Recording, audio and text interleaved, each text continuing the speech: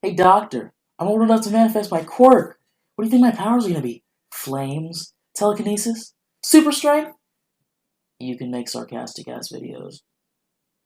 Oh, well that's also you will forever have a green boner.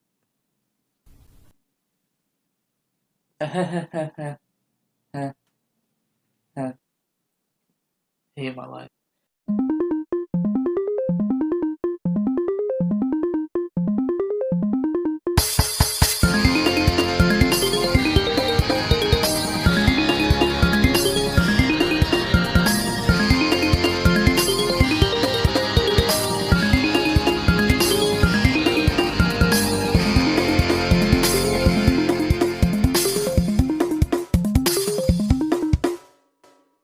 Welcome, viewers, to the oh so wonderful world of My Hero Academia, where almost 80% of the world's population have superpowers.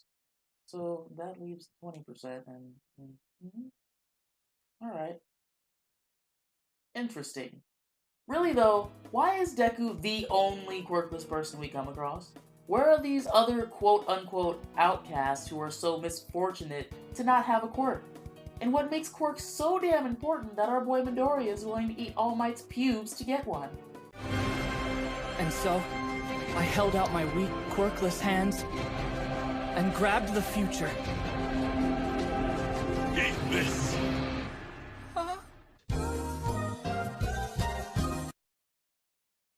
NANI?! If I'm being honest, in which, when am I not being honest? Whoever these people are have dodged a huge bullet. If we lived in the My Hero world and I ended up being quirkless, I could live with that. Because quirks are a double-edged sword. Some grant great and immense powers, while others give fiendish, horribly funny handicaps. And if you truly believe something is always better than nothing, then you have been grossly misinformed, good sir. Or ma'am. Or mer. We respect pronouns here. But just think about it. Quirks are completely random. You could have a cool superpower like electricity, or you could be born with a weird tailboner thing. I'm not gonna say names, but you know what I'm talking about. You never know. It's the ultimate gamble, which, genetically speaking, is more likely to give you some weird-ass, borderline useless power that you'll have till you'll die. Don't believe me? Prime example, and you knew this was coming. Mineta! I'm sorry, I meant our boy, the fresh-picked hero, Grape Juice. Whoever's idea it was to let these high schoolers name themselves really needs to reevaluate their life. Or end it. First of all, just look at him. He's like 3 feet tall, and his quirk is to remove sticky balls from his head to throw at people. I mean, I guess he throws them at objects too, but we all know what he wants. If she wants to write an article about my sticky balls, I'll give her an all-access pass! I'll let her...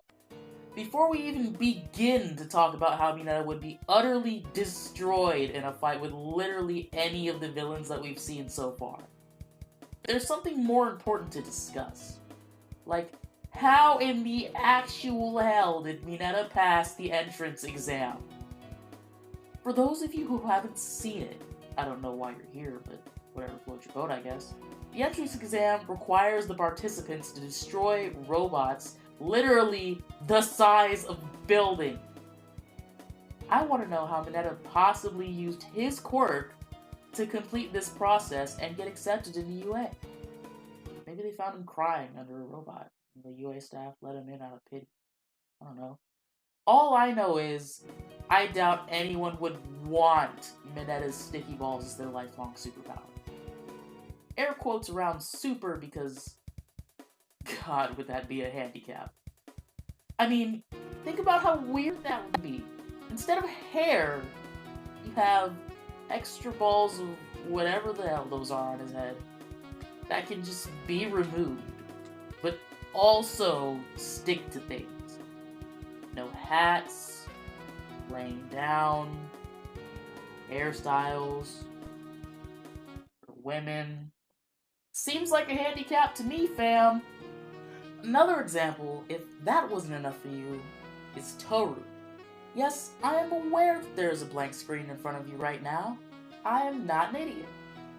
For those who don't remember who that is, because I had to Google her name myself, she's the Invisible Girl. Yeah, you remember her? You remember her in the plot with that big fight? And the no? It's okay, I don't either. But side note, can I mention how it is canon in the show and explicitly noted in her Wikipedia page that she doesn't wear panties under her PE uniform? Thanks, my hero. Very cool. And I know you might be thinking, invisibility is a pretty cool superpower. You know, you can sneak, get out of stuff, people in the other gender's locker room.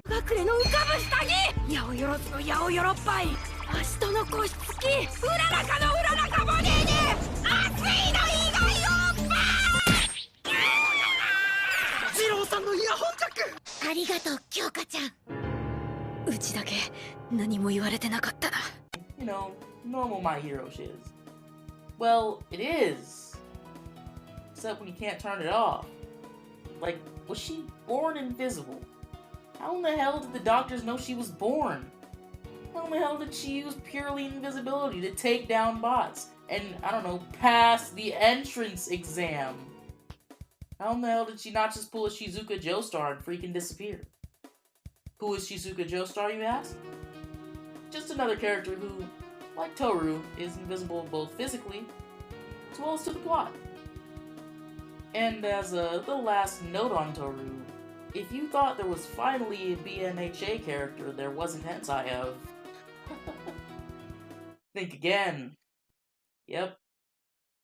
People never cease to amaze me.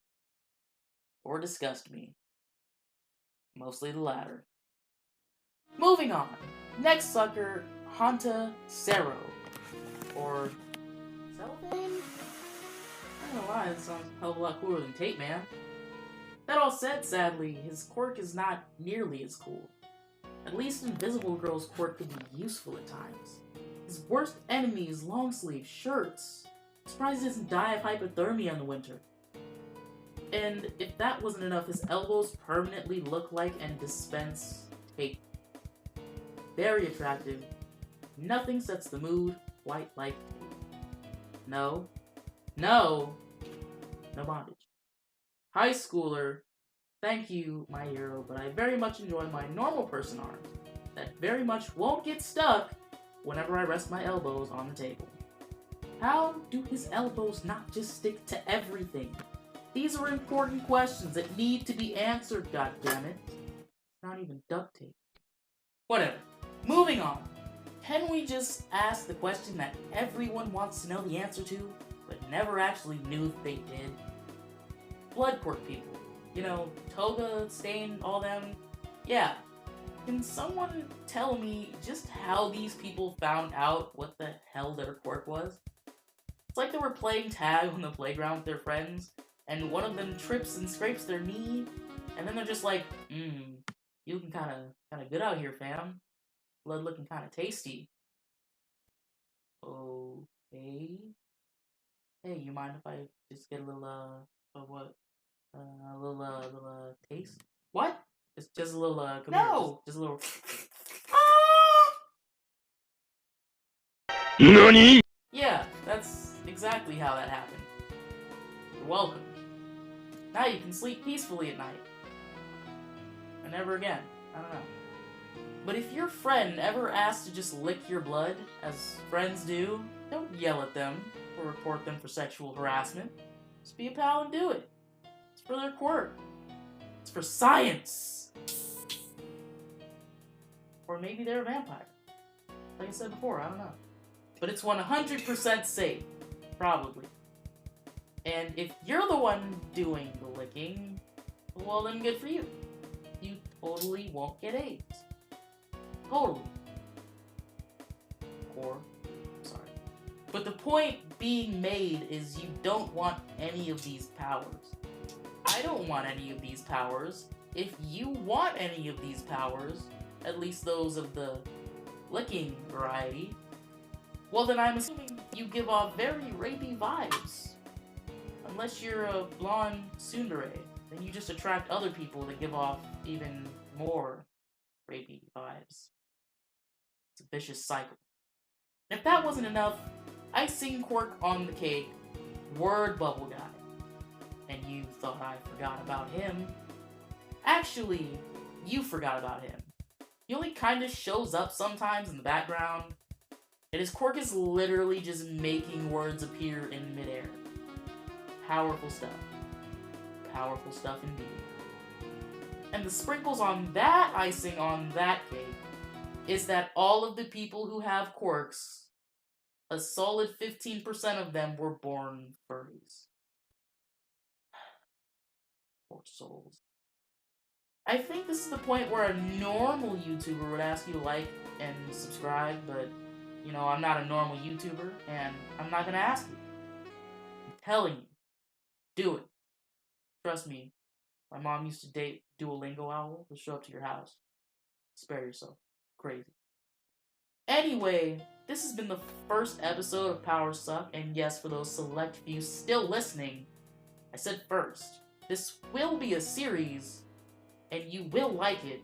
Otherwise, I'll just stop the series. But go ahead and let me know in the comments if there are any series you think deserves a Powers Suck video, or what you'd like from this channel in the future. I'd love to hear it. Anyways, thanks a ton for watching. The doc is out. Have a fantastic day.